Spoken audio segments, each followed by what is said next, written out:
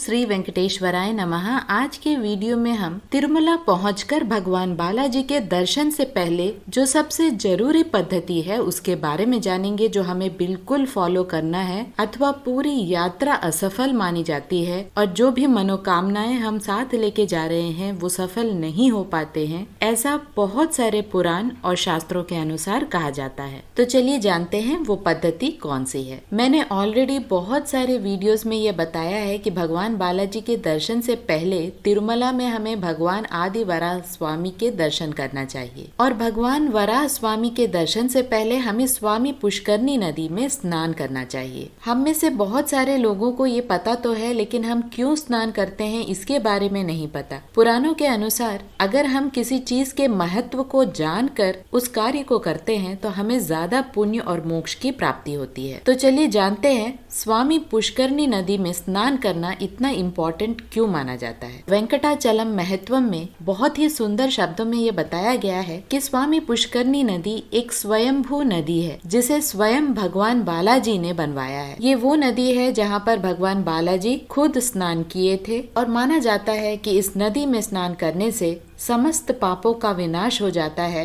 और एक व्यक्ति को मोक्ष की प्राप्ति होती है। माना ये भी जाता है कि इस नदी में स्नान करने से कोटि नदी यानी 1 करोड़ नदी जो कि तीर्थ नदियां हैं उसमें स्नान करने के बराबर है, उतना पुण्य आपको मिलता है। स्वामी पुष्करनी नदी भगवान बालाजी के मंदिर के बिल्कुल पास में है। जब भी आप तिरुमला पहुंचते हैं सबसे पहले स्वामी पुष्करनी नदी में स्नान करें। अगर किसी कारणवश आप स्नान नहीं कर पा रहे हैं तो आप कम से कम पैरों को धोकर उस पवित्र नदी के पानी को अपने सर पर जरूर छिड़कें। उसी प्रकार अगर आप बाल दान दे रहे हैं तो सबसे पहले बाल दान दे दें। उसके बाद बालों को दान देने के बाद उन्हीं हॉल्स में आपको नहाने की भी फैसिलिटी होती है, तो आप वहां नहाकर उसके बाद स्वामी पुष्करनी नदी में स्नान करें। पौराणिक ग्रंथों के अनुसार ये वही नदी है जहाँ पर माँ सरस्वती ने तपस्या की थी कि उन्हें माँ गंगा की तरह ही महत्व मिले और जिस प्रकार माँ गंगा की पूजा की जाती है उसी प्रकार सरस्वती नदी की भी पूजा हो। ये बात उन दिनों की है जब भगवान बालाजी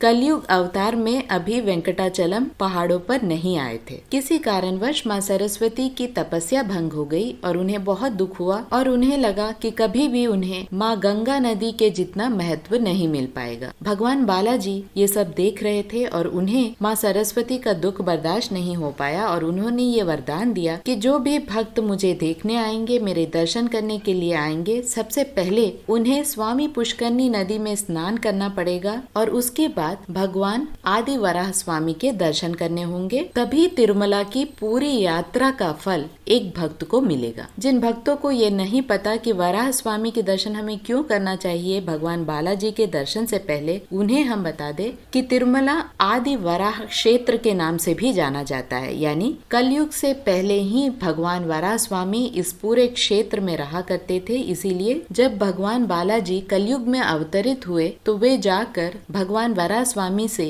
तिरुमला में रहने की अनुमति मांगी, जो भगवान वराह स्वामी ने दे दी। इसके बदले भगवान बालाजी ने उन्हें यह हामी दी कि पहला नैवेद्य, पहली पूजा और पहला दर्शन सदैव वराह स्वामी भगवान को ही जाएगा। जो भक्त सबसे पहले स्वामी पुष्करनी नदी में स्नान करके भगवान वराह स्वामी के दर्शन के बाद मेरे दर्शन को आते हैं, उन्हें ही यात्रा का पूर्ण फल मिलता है। इसीलिए इस बात का आप ध्यान रखें और जब भी आप तिरुमला पहुंचते हैं सबसे पहले स्वामी पुष्करनी नदी में स्नान करें। उसके बाद भगवान वराह स्वामी के दर्शन करें। भगवान वराह स्वामी का मंदिर स्वामी पुष्करनी नदी के पास में ही है। आप बहुत ही आसानी से उधर पहुंच सकते हैं। आपको वराह स्वामी मंदिर के दर्शन के लिए कोई भी टिकट की आवश्यकता नहीं है। आप लाइन में जाकर भगवान वराह स्वामी के दर्शन कर सकते हैं। अगर आपका टाइम स्लॉट इस तरह का है कि आप वराह स्वामी के दर्शन नहीं कर सकते तो मंदिर में भी यानी बालाजी भगवान के मंदिर में भी एक स्तंभ है जहाँ पर आपको भगवान वराह स्वामी की प्रतिरूप दिखाई देगी। किसी भी टीटीडी एम्प्लॉय से अगर आप पूछते हैं तो वे आपको बता देंगे। आप वहाँ पर भी भगवान वराह स्वामी के दर्शन करके उसके बाद भगवान बालाजी के दर्शन कर सकते हैं। जब भी आप स्वामी पुष्करनी नदी में स्नान करें तो जो भी महत्व स्वामी पुष्करनी नदी का है उसे ध्यान में रखकर स्नान करते समय कंटिन्यूअसली जो भी कथा है स्वामी पुष्करनी की उसे हमेशा दोहराते रहें और माँ सरस्वती का भी ध्यान करें। आपके जीवन में जो भी कष्ट है वह स्वयं ही धुल जाएंगे। स्वामी पुष्करनी नदी में ही भगवान बालाजी के चक्र स्नानम, तिप्पोत्सवम जैसे बहुत सारे उत्सव मनाए जाते हैं। साथ ही